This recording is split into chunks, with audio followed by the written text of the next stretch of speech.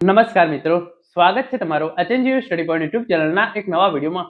8મા પગાર પંચ અંગે ખૂબ જ અગત્યની અપડેટ સામે આવી રહી છે. એના વિશેની વાત આપણે આજના આ વિડીયોની અંદર કરવાના છીએ.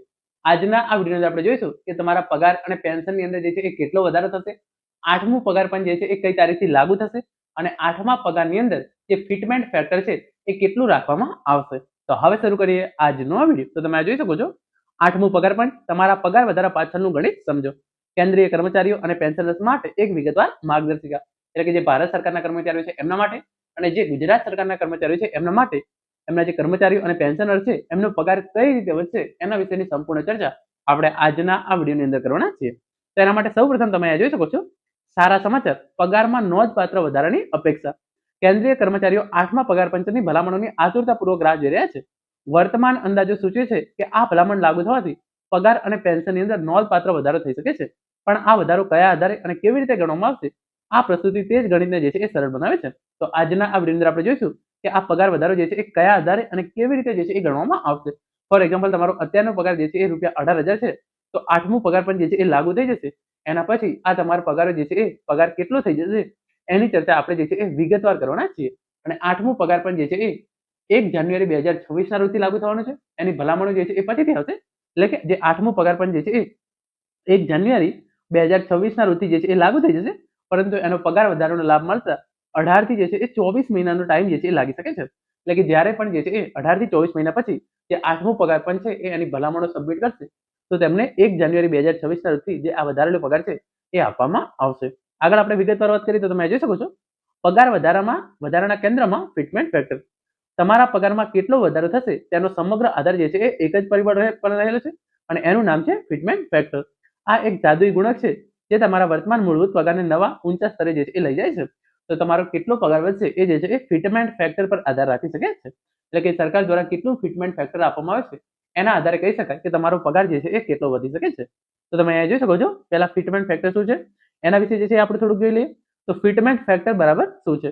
તે એક ગુણાંક છે જેનો ઉપયોગ કરી તમારા હાલના બેઝિક પગારને નવા પગાર માળખામાં ગોઠવવા માટે થાય છે. પગાર પંચ આર્થિક પરિબળો અને અન્ય વિચારણાઓને આધારે આ ગુણાંક જે છે એ નક્કી કરે છે. તો તમારો નવો બેઝિક પગાર જે છે એ કેવી રીતે નક્કી કરવામાં આવશે?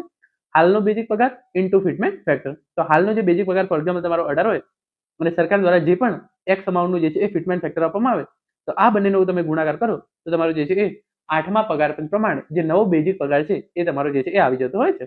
ઉદાહરણ દ્વારા પણ જે છે આપણે શીખીશું, પરંતુ પહેલા જે 6ઠું પગાર પંચ લાગુ કરવામાં આવ્યું હતું ત્યારે જે છે એ 6ઠ્ઠા પગાર પંચ હેઠળ કર્મચારીઓને બેઝિક પગારનો જે છે એ 1.2 ગણો જે છે એ વધારવામાં આવ્યો હતો. આનાથી પગાર માળખામાં એક મોટો ઉછાળો જોવા મળ્યો.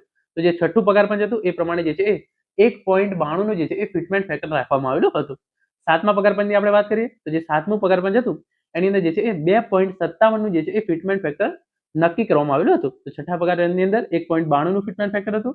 7મા પગાર પંચની અંદર 2.57 નું જે છે એ ફિટમેન્ટ ફેક્ટર તમામ કર્મચારીઓ માટે જે છે એ કેન્દ્ર સરકાર દ્વારા નક્કી કરવામાં આવેલું હતું. 8મા પગાર પંચની અંદર જે છે એ ફિટમેન્ટ ફેક્ટર કેટલો હોઈ શકે છે એ સૌથી મોટો પ્રશ્ન છે. તો 8મા પગાર પંચ પાસેથી શું અપેક્ષા રાખવામાં આવી રહી છે?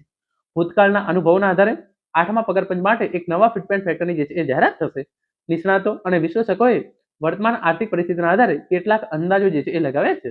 તો 8મા પગાર પંચ પ્રમાણે ફિટમેન્ટ ફેક્ટર જે છે એ કેટલું રહી શકે છે? તમે જોઈ શકો છો 8મા પગાર સંભવિત ફિટમેન્ટ ફેક્ટર 2.13 જે છે એ રહે તેવી ચાન્સીસ છે. અંદાજનો આધાર આ એક સંભવિત આંકડો છે. તેની ગણતરીની અંદર નીચેના પરિબળો જે છે એ ધ્યાનમાં લેવામાં આવે છે.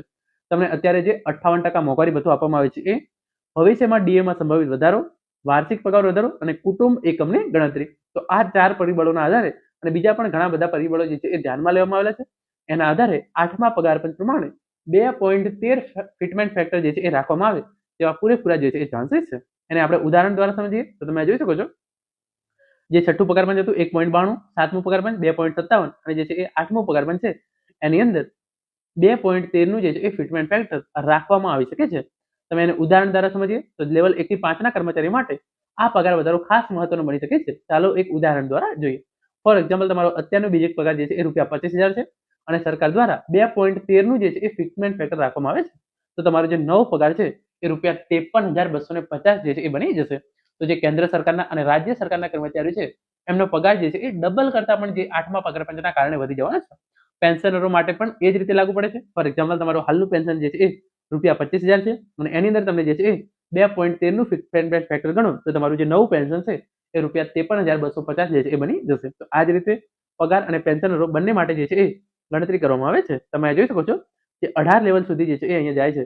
જે સૌપ્રથમ પહેલ છે ગ્રુપ ડી ના કર્મચારીઓ એમના માટે, અને છેલ્લે છે જે 18મો લેવલ છે ત્યાં કેબિનેટ સચિવ સુધી જે છે એ આ 8મું પગાર પંચ આ રીતે સંપૂર્ણ માળખાની અંદર લાગુ કરવામાં આવે છે. એક પરિબળ સમગ્ર માળખા ઉપર અસર. 7મા પગાર પંચ મુજબ કેન્દ્ર સરકારના કર્મચારીઓનું પગાર માળખું 18 સ્તરોમાં વહેંચાયેલું છે. ફિટમેન્ટ ફેક્ટરમાં થતો કોઈ પણ ફેરફાર આ તમામ સ્તરો પર જે છે એ સીધી અસર કરે છે. આ દર્શાવે છે કે ફિટમેન્ટ ફેક્ટર એ માત્ર એક આંકડો નથી, પરંતુ સમગ્ર વહીવટી તંત્રના વળતર માળખાનો પાયો છે. એટલે કે જે કર્મચારીઓને પગાર ચૂકવવામાં આવે છે એના જે છે એ 18 લેવલ જે છે એ પાડવામાં આવેલા છે. જે લેવલ 1, 2, 3, 4, 5 જે છે એ કર્મચારીઓને પગાર પંચનો જે છે એ વધારે લાભ થતો હોય છે. આગળ તમે અહીંયા જોઈ શકો છો તો આનાથી જે મુખ્ય તારણો જે છે એ શું મળી શકે છે? વધારો અપેક્ષિત છે. 8મા પગાર પંચથી કેન્દ્રીય કર્મચારીઓના પગારમાં વધારો થવાની પ્રબળ શક્યતા છે. તો 1 જાન્યુઆરી 2026 થી 8મું પગાર પંચ જે છે એ લાગુ થશે, અને એની અંદર જે છે એ પ્રબળ પગારની અંદર વધારો થાય તેવા જે છે એ ચાન્સીસ છે. ફિટમેન્ટ ફેક્ટર જે છે એ નિર્ણાયક રહેશે. અત્યારે મેં તમને જે 2.13 નો જે છે અંદાજ છે એ પ્રમાણે કહ્યું છે. હાલના વિશ્લેષણ મુજબ ફિટમેન્ટ ફેક્ટર 2.13 ની આસપાસ રહી શકે છે. જો કે આખરી નિર્ણય જે છે એ પગાર પંચ દ્વારા જે છે એ લેવામાં આવશે. જો 2.13 નું ફિટમેન્ટ ફેક્ટર રાખવામાં આવે તો પણ તમારા પગારની અંદર જે છે એ બમ્પર વધારે જોવા મળશે. પરંતુ જો સરકાર ખુશ થઈ અને 2.13 કરતા વધારે ફિટમેન્ટ ફેક્ટર નક્કી રાખવામાં આવે છે તો પણ તમને જે છે એ પગારની અંદર જે અત્યારે મેં તમને કહ્યું છે એના કરતા પણ જે છે એ વધારો થશે. તો 1 જાન્યુઆરી 2026 ના રોજથી 8મું પગાર પણ જે છે એ લાગુ થશે.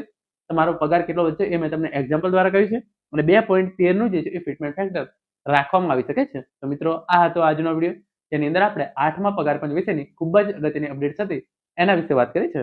આશા રાખું છું આજનો વિડીયો જે છે તમને ચોક્કસથી ગમશે. Thank you so much for watching.